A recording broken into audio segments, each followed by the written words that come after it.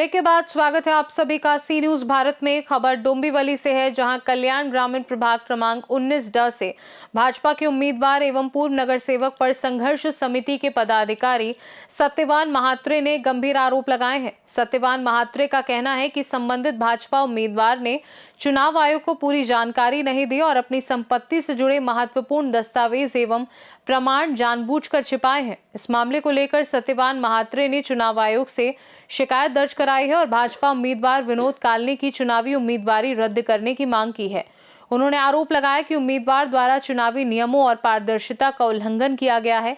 अब इस मामले में चुनाव आयोग की भूमिका पर सभी की नजरें टिकी हैं और आगे की कार्यवाही का इंतजार किया जा रहा है। सत्यवान म्हात्रे, मी प्रभाग क्रमांक 19 मध्ये राहिला आहे। इथले स्थानिक माजी नगरसेवक विनोद जयराम कालन यांनी निवडणूक आयोगाला खोटी माहिती दिलेली आहे।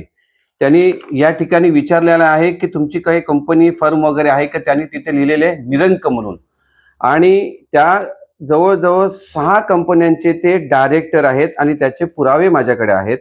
मी पुराव्यानिशी बोलतो, असंच वैभवी बोलत नाही। दत्तगुरु डेव्हलपर प्रायव्हेट लिमिटेड आणि या ठिकाणी ते 6 कंपन्यांचे डायरेक्टर आहेत।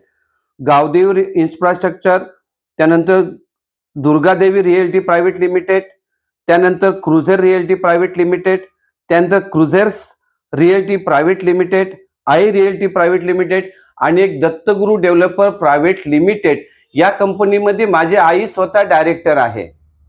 आणि या 7 कंपन्या त्यांनी निवडणूक आयोगापासून लपवलेल्या आहेत। मी सगळ्या निवडणूक आयोगाच्या आरोना, कल्याण डोंबिवली महानगरपालिकेचे आयुक्त, जे मुख्य निवडणूक आयुक्त आहेत, त्यांना देखील पत्र दिलेलं आहे।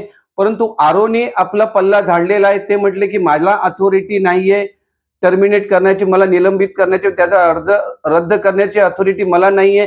परंतु सुप्रीम कोर्टाची ऑर्डर आहे माझ्याकडे की petitioner failure to disclose convention under rule 24A rendered their election award, त्याला निवडणुकीपासून वंचित ठेवता येतं। त्याचा निवडणुकीचा अर्ज जो आहे तो रद्द करता येतो, सुप्रीम कोर्ट म्हणतंय। तरी सुद्धा आरो म्हणतात की मला ती अथॉरिटी नाहीये।